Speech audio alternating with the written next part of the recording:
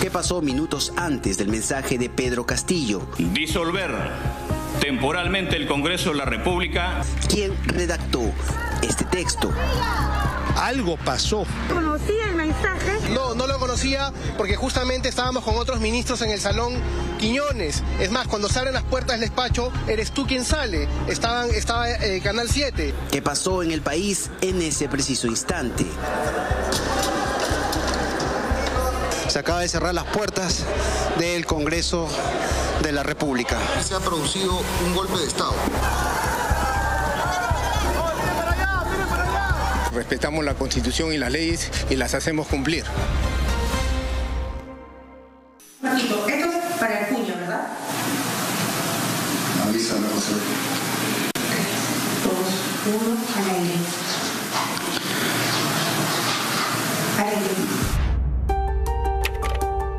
La noche del martes 6 de diciembre, Palacio de Gobierno aparentaba cierta calma y respeto a las normas. Que soy un demócrata que respeta la Constitución.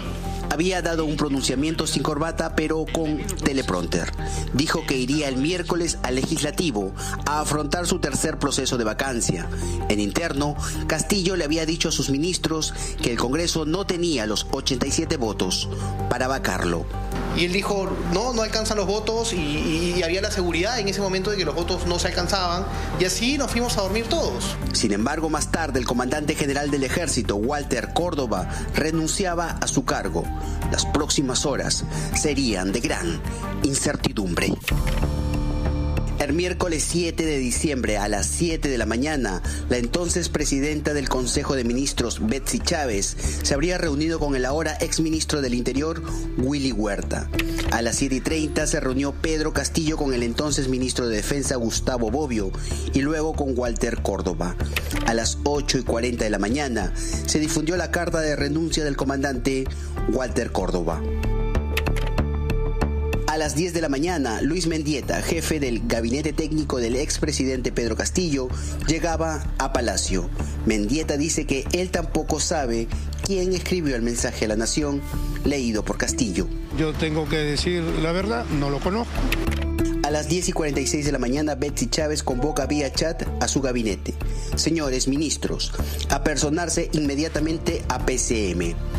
Kelly Portalatino, hasta entonces ministra de Salud, le respondió: Premier, me encuentro en la región Cusco, llego a las 2. He estado en Cusco haciendo mis actividades como siempre. Chávez inmediatamente subraya: entendido, señora ministra. Sin embargo, hoy es un día histórico. Necesitamos estar cohesionados. Unidad. La entonces premier Betsy Chávez, según fuentes de Palacio, es la que hace pasar a un equipo de Canal 7 por PCM hasta el despacho presidencial. Llamamos a Betsy Chávez para que nos responda si es o no verdad que le pidió a la edecán Patricia Gatti que no se registrara el ingreso de los periodistas y que la misma le respondió que eso no se podía hacer. Llamamos a Betsy Chávez para que confirme o desmienta dicha información, pero Betsy Chávez no aceptó concedernos la entrevista. Marquito, esto es para el puño. Una voz femenina dice: esto es para la cuña, ¿verdad? El camarógrafo de Canal 7 dice: avísame. Hacen el conteo. 3, 2, 1. Y Pedro Castillo mira a la cámara, titubea y empieza a leer su mensaje escrito en 5 hojas de papel. De congresistas. Bon. Disolver temporalmente el Congreso de la República. 10 minutos duró. Habló en plural. Tomamos la decisión de establecer un gobierno de excepción, dijo. La mano le parecía temblar. No hubo teleprompter. Se decreta el toque de queda a nivel nacional. Ese día Castillo utilizó palabras que al parecer no usaría con frecuencia. De una pléyade, dejando incólume en este interregno, viva el Perú.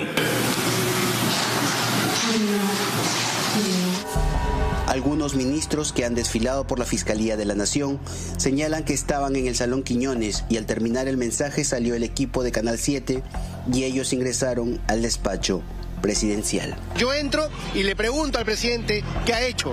Eso es delito. ¿Quiénes acompañaron a Pedro Castillo cuando dio su mensaje? ¿Qué dicen las cámaras de Palacio de Gobierno que fueron visualizadas por la fiscal superior Zoila Tsueno? ¿Podría confirmar entonces la presencia de Betsy Chávez y Aníbal Torres? Al parecer. Según la declaración de Willy Huerta, en la sala donde Castillo dio el mensaje, además de Chávez y Torres, estaban el entonces ministro de Defensa, Gustavo Bobbio, y el mismo ministro del Interior, Willy Huerta, quien cuenta que Castillo les pidió a ambos que se coloquen a sus costados al momento de la lectura.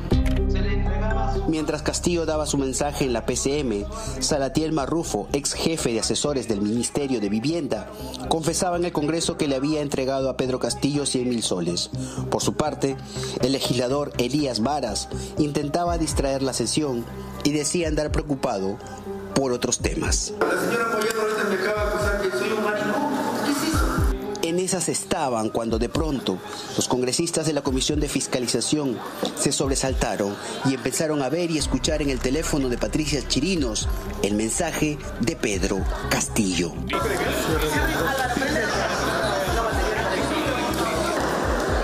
Luego de ello todo fue un caos. Todos corrían de un lado para otro.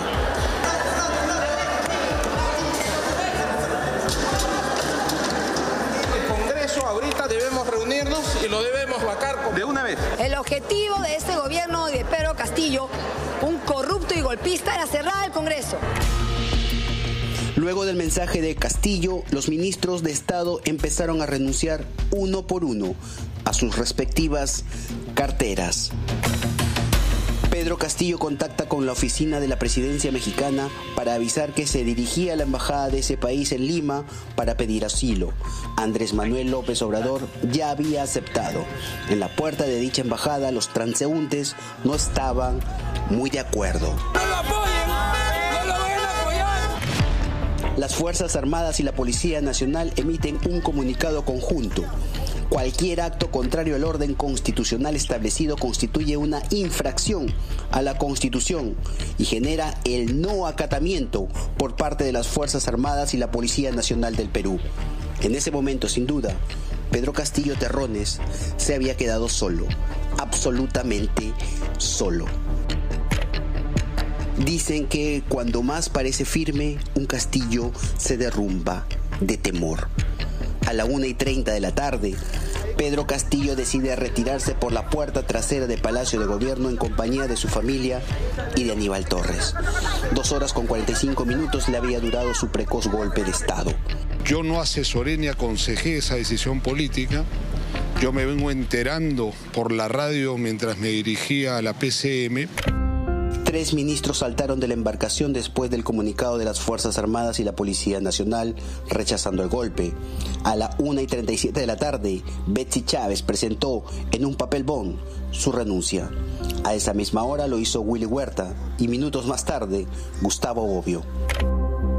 A la 1:40, cuando Pedro Castillo ya se había autovacado, cuando ya se había suicidado políticamente, el Congreso votó por su vacancia.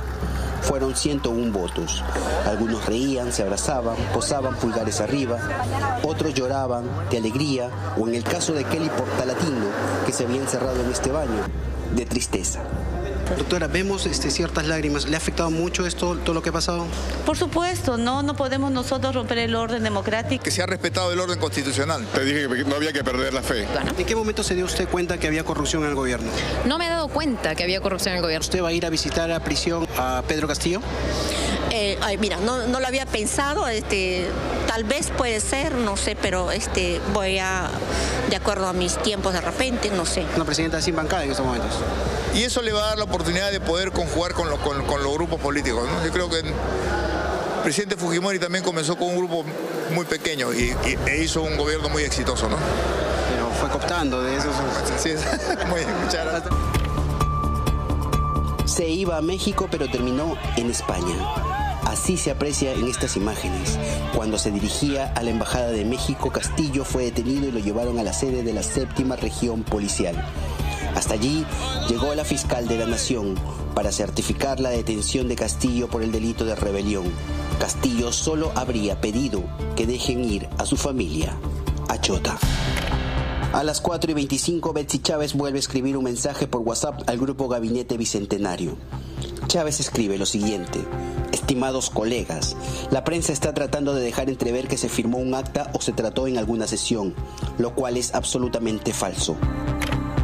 Castillo fue trasladado al cuartel policial de Los Cibeles en el Rímac, sede principal de la Dirección de Seguridad del Estado, y de allí lo trasladaron en helicóptero al penal de Barbadillo en La Diroes, donde se encuentra Alberto Fujimori.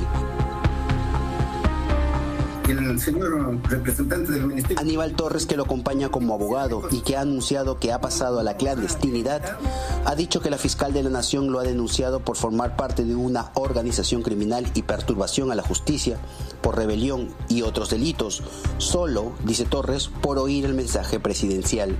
Sin embargo, se sabe que para la fiscalía el autor del texto sería justamente Aníbal Torres, quien sobre este tema hasta el momento no ha dicho "esta boca es mía". no voy a declarar. Por su parte, Guido Bellido salió a dar una versión amnésica, la versión del "fue ayer y no me acuerdo". Yo le consultaba al presidente qué ha pasado al presidente, por qué ha dado esa lectura de ese documento, y me dice: mira, Guido, no me recuerdo. ¿Solo fue un golpe de Estado? Solo fue un decir. ¿Quién les parecía así conocer? Después de las circunstancias y de lo que se ha escuchado, por supuesto que sí.